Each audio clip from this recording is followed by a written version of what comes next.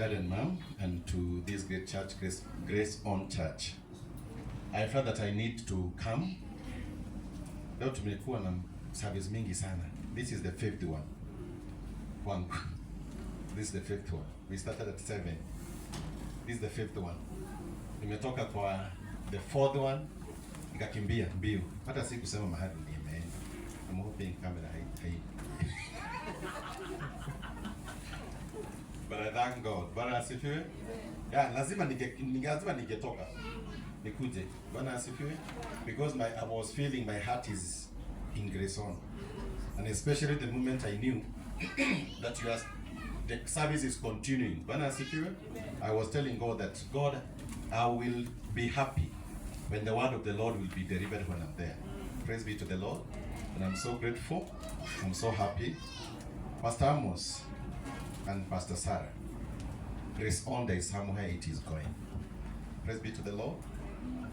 Habakkuk said, write your vision in bold letters. Even if it tarries, wait for it. At the appointed time, it will come to the accomplishment. Praise be to the Lord. And do you know, every word that comes out of the mouth of the Lord, God do follow it. And God do meet the desires of our hearts. Praise be to the Lord. Even if it tarries. Wajua kuna mambo ambayo tunaambianga Mungu, we want to do this and that. But I want to tell you, at the time of God, it will come to accomplishment. Amen. Praise be to the Lord. There are time that you say, this is my time. But there is time of God. Because God's ways is not man ways. And God thought is not man thought. And how God fulfilled prayers is not how a man can do. Praise be to the Lord. The most important is to keep pressing, to keep praying, to keep believing, to keep trusting, to keep having faith in this great God.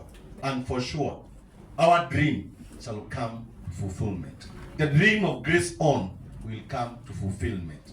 Let us light that vision with bold letters, and God shall fulfill it. And God will do it. Because God is not a man that he should lie, nor a son of man that he should change his mind. Does he speak and not act? Does he promise and not fulfill? He has power and command to. And tell the righteous, it is well with him. Praise be to the Lord. That was the word in the morning. Tell the righteous, it is well with them. Grace On Church, you are among those who are righteous. And it will be well. Pasi. This thing will come to an end. Itakuwa nyuma yako. Itakuwa unasema Mungu, you have done it. You have done it. I don't know how you did it. But Lady God, you have done it. Because there's a great God. Bwana asifiwe. Wajua Mungu wako hapa. Wajua Mungu wako hapa. And whatever we are hearing, whatever it is coming out of our mouth, it is him and his spirit that allowed that thing to come out. So hold on it. Even in your homes, even in your individual level, I know you have a plan. Light it in a vision, in a bold letter. That desire. Kama mimi kwangu niko na mingi. Naambia Mungu anitendee. Na ingine ni yake. Namwambia Mungu fulfill this. Praise be to the Lord. And because God is faithful, the year will not end. And God will fulfill each and every item in the name of the Father. Sindio? God bless you. Thank you for that golden opportunity and for even for acknowledging that I'm here. Praise be to the Lord. Wajua kuna watu wengi kuna mahali pengine wawezaenda. Wajua nimetoka wapi? Mnajuanga ni wapi tunatokanga sisi? Tukikuja huku. Mnajuanga? Siku moja mtajua. Utatuangalia hivi, muulize kwani hawa ni wazimu? Tuambie sisi si wazimu. Ni upendo. Bwana asifiwe. Ni upendo. Unapita kama church kama 100, hata siye 100, 200. Unasema unataka kwenda siku ya leo nataka kwenda Grace On. Haleluya. Wajua nimetoka kanisa iko na watu wangapi sasa hivi? Kwa service hiyo nimeacha more than 1500. Nikasema acha niende Grace On. wa hiyo kizima cha Grace On. Bwana asifiwe. Because God is faithful. You have a praise in my heart. Pastor Amos, Pastor Sarah, you have a praise. And all the congregant of Grace On, may God fulfill your heart desires. God bless you. God bless you, sir. Yeah, let's appreciate Reverend Jogona. You can follow him on Facebook, David Kerieri. David Kerieri. He puts devotions there every day. You can listen to them. Bwana asifiwe sana. Ningetaka kugeukia jirani yako mwambie, unajua you are a precious person. Mwambie wewe ni mtu valuable. You are precious. Na hiyo si kitu unasema bila kumwangalia macho kwa macho. Macho. Ona umeona macho mbili na umeziangalia umemwambia you are precious. You are precious. Kitu chochote ambacho kinaitwa precious huoshwa, huhifadhiwa. Kitu ambacho ni precious hakitupwi tu namna hii, ni kitu cha maana. Kikipotea hutafutwa. Hallelujah. That's the characteristic of a precious thing. And I want to read from the book of Luke chapter 15. Luke chapter 15. Iko na maneno ambayo inaitwa lost. Hakuna kitu kiliitwa lost ambacho hakikuwa cha maana. Na kitu hiki ambacho Biblia inasema was lost, inamaanisha kwamba kilikuwa ni kitu cha maana. Sijui kama kuna kitu ushaipoteza lakini haukukitafuta. But now you are found. Sit, I will pray for you. Now, ushaipoteza kitu na haukuitafuta. You never paid any attention to it because it was not valuable. Lakini leo hii, hebu kuzeni msikie kana bado mko na simu. Phone, your phone is precious. And we have precious things that we take care of.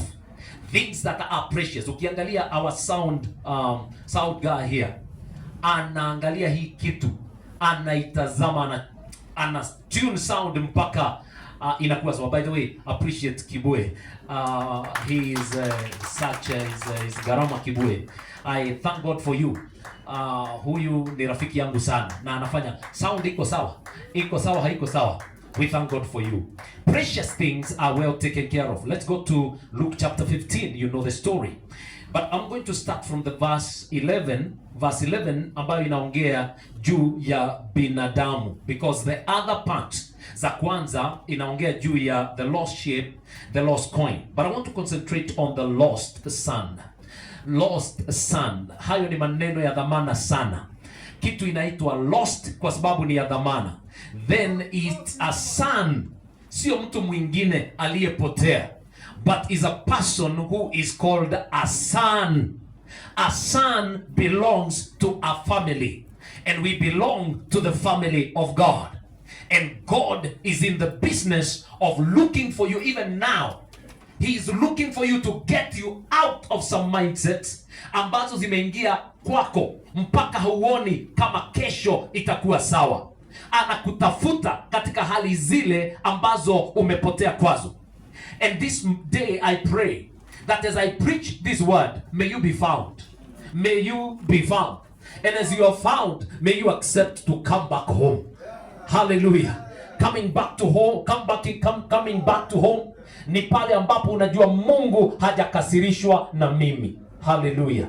Nataka useme Mungu hajakasirishwa na mimi. Wewe unajijua vizuri, unajua vituko vyako, unajua hali zako, lakini ningetaka kukuhakikishia adhuhuri ya leo, Mungu hajakasirishwa na wewe. There is a statement I want to give, and I give it now and again. His statement inasema hivi: there is nothing that you can do to make God love you more, and there is nothing you can do to make God love you less, because his nature is love. Yani nature yake ni upendo. Hallelujah. Anakupenda jinsi ulivyo. Hata ukiwa uko hapa, Mungu anakupenda. Hallelujah. Now the lost son. Come to the lost son. This is the man. Alikuwa anaishi tu, kulikuwa na amani katika ile boma. Na walikuwa wawili. There was the eldest son na yule mwingine aliyemfuata. Na yule mdogo akakaa hivi akaona mzee bana. If he's going to give us his property when he dies, amekaa sana, mimi nataka vitu zangu. By the way, here, ni nani ashaienda kwa mzazi wake ukamwambia I want my inheritance? Raise up your hand. I really praise that effort that you made. Nyinyi nyote ni waoga. Nyinyi hutaki ya mzazi. Hallelujah. Lakini wazazi wa siku hizi wamekataa na property. There is that talk among the young people kwamba wamekataa na mali. Are you in that group that complains our parents? Wazazi wetu wamekataa naye. Niliuliza vijana wengine, kwa nini hamwendangi nyumbani kusalimia wazazi? Si walikataa na vitu zao, si wakae na vitu zao huko. That is a situation that is there. But now this man, huyu utawaongezea. Hallelujah. This man alipotazama hivi akaona huyu mtu nikigojea ajiambie that I need my share, huyu atakaa na kuishi lakini hata nipatia kile ni changu. Akaenda kwake akamwambia, you give me what is mine. Let me just read a bit na sitawakalisha. Then he said, a certain man had 2 sons, and the younger of them said to his father, Father, give me the portion of goods that fall to me. So he divided to him his livelihood. And not many days after, the young son gathered all together, journeyed to a far country, and there wasted his possessions with prodigal living. But when he had spent all, there arose a severe famine in that land, and he began to be in want. Then he went and joined himself to a citizen of that country, and he sent him into his fields to feed swine. And he would gladly have filled his stomach with the pods that the swine ate, and no one gave him anything. But when he came to himself, when he came back to his senses, he said, how many of my father's hired servants have bread enough to spare, and I perish with hunger? I will arise and go to my father, and will say to him, Father, I have sinned against heaven and before you. I'm no longer worthy to be called your son. Make me like one of your hired servants. Huyu kijana alikuwa anafikiria ako na akili, na akatoroka akiwa na mali, alikuwa loaded. Praise God. Alikuwa na pesa nyingi, alikuwa na urithi. And as we talk about this son, mimi nakubali hiyo unasema, lakini utanyamaza. Tulia tu, tutaomba na wewe baada ya ibada. Na akajiona ni kana kwamba anajua, na akaenda. Whenever you are away from the presence of the Father, you are not safe. Sijui kama tumeshikana hapo.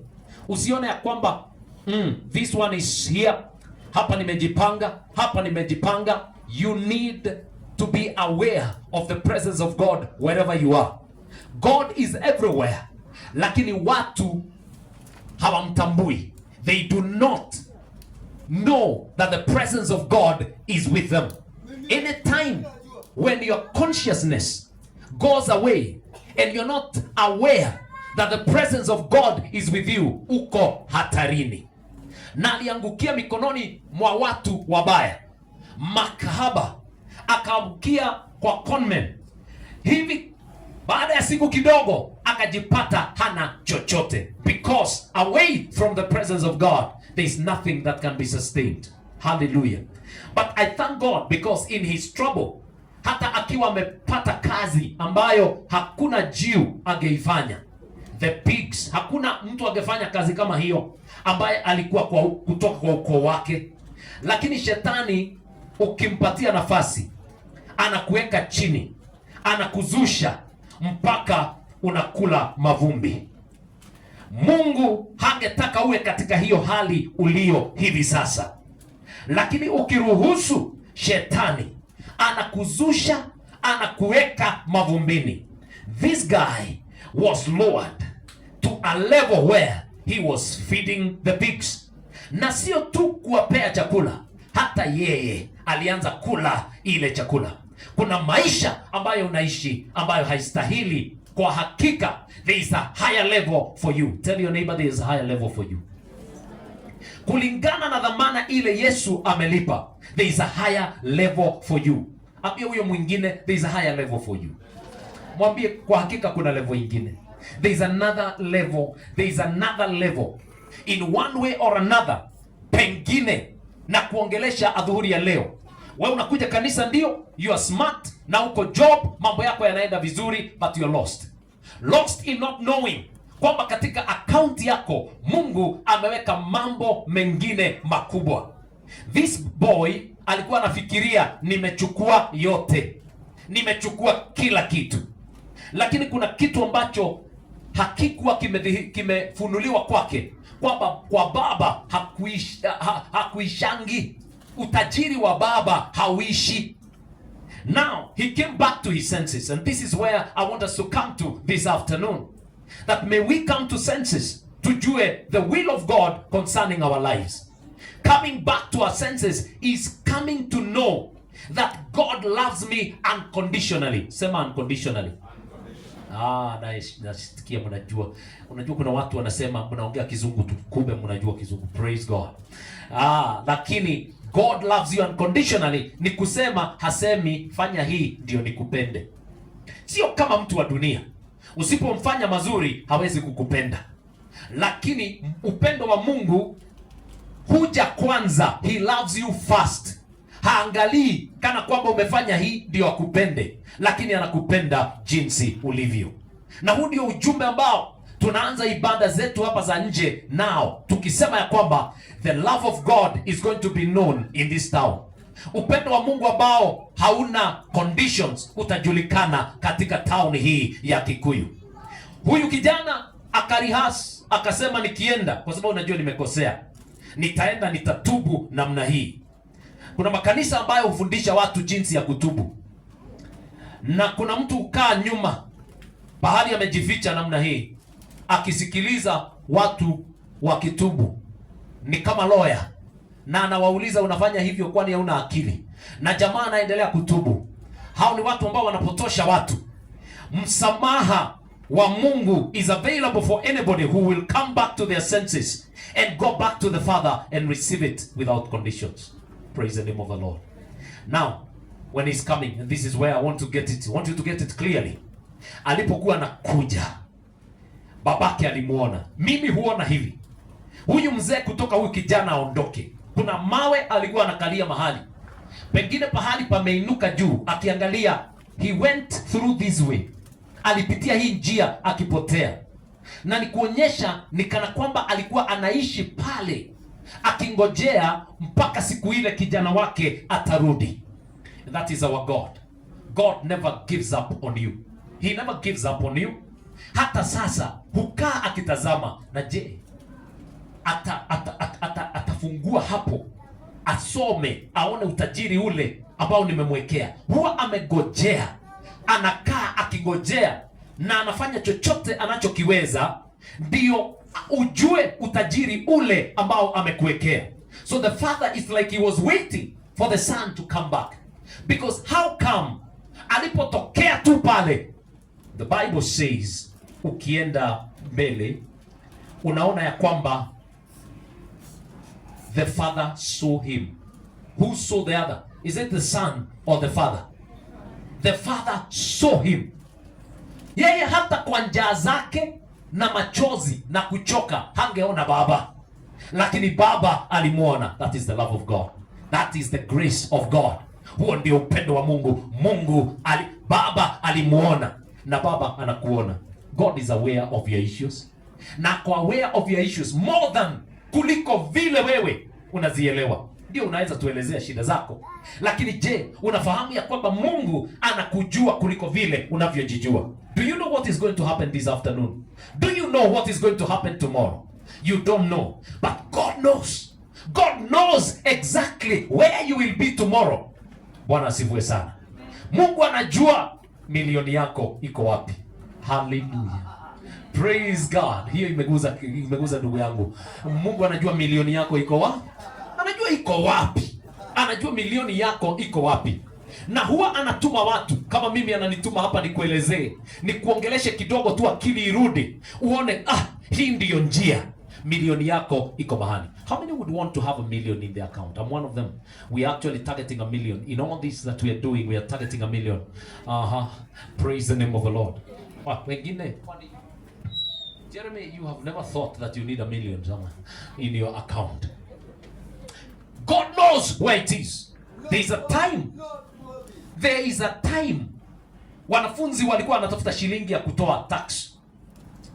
Na Yesu akawaambia, endeni. Samaki wa kwanza kushika kateni, mtakuta hapo ndani. He knows where the shilling is. Praise the name of the Lord. And I pray that God saves you kufanya hasu ambazo they are not in the will of God. Hallelujah. Yani unapiga kazi ambayo mboka ambayo si yako. Ni kitu ambacho haupaswi kuwa unafanya ile. Unafanyishwa kazi ambazo hazina faida. May the Lord bless you where you are supposed to be in the name of Jesus. By the preaching of this word, I pray kwamba tutatoka kwa hiyo mambo mengi ambayo tunafanyanga away from his will. Now this guy is coming. The father saw him. And the Bible says the father ran towards him. For a man to run, an old man to run, especially wa heshima ya wakati ule. That is what we call the extravagance, reckless love of God. Upendo wa Mungu ni kama uko reckless. Ni kama ni mwingi, unamwagwa tu kila mahali. Kwa sababu apende mtu ambaye, mtu kama huyu, ni waulize ukweli wa mambo. Kuna mtu shaipatia pesa, akaichukulia ni kama hivi hivi. Mimi ni mkulima.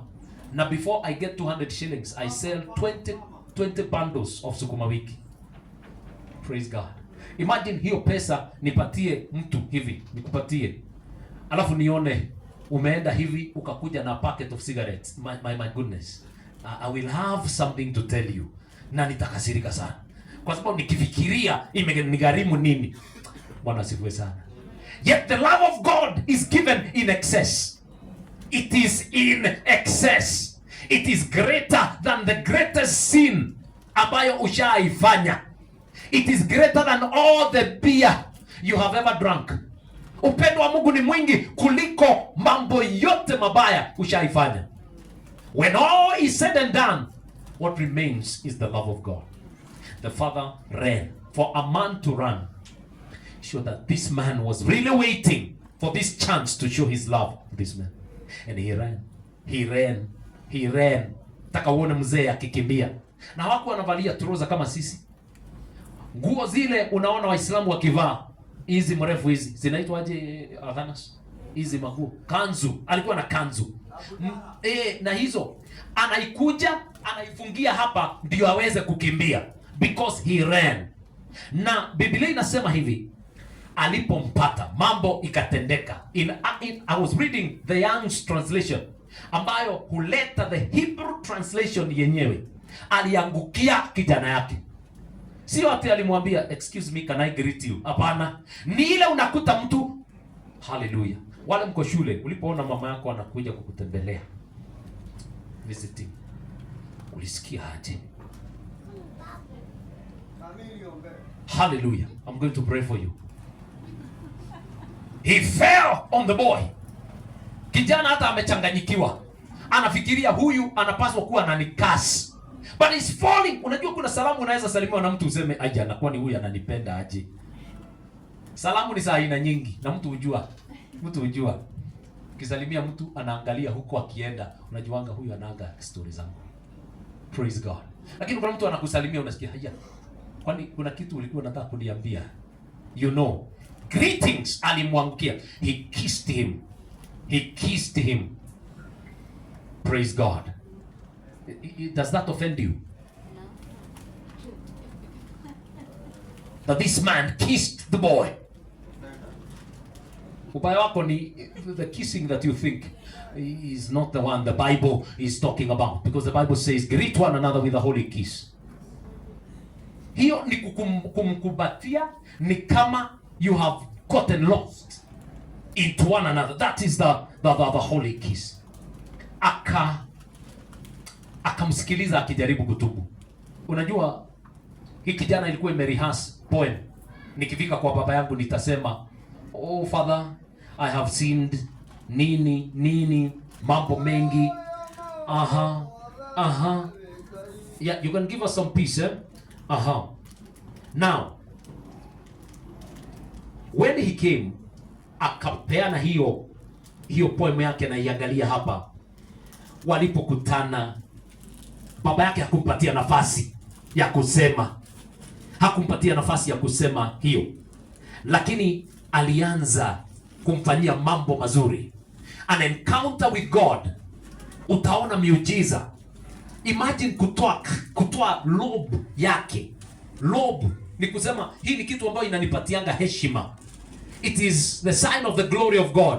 Akamfunika nayo, akampatia, akatoa the ring, akampatia kuonyesha kwamba mimi nimekukubali, kile ninacho nakupatia kwa moyo mmoja. When they got home, he got another lost son. Hawakuwa wamepotea mmoja, wa pili alikuwa amepotea kwa kitu inaitwa self righteousness. Sema self righteousness. Na hii ndio watu wa kanisa huwa nayo. Self righteousness ni Mungu, kama Mungu naona mimi sikunywe pombe.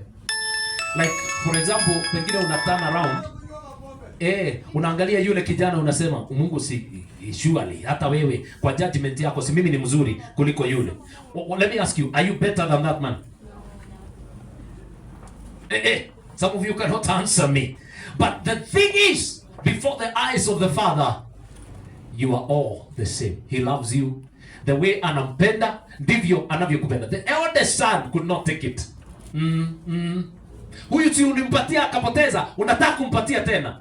By the way, watu ukasirika ukibarikiwa. Kuna watu ukasirika ukibarikiwa.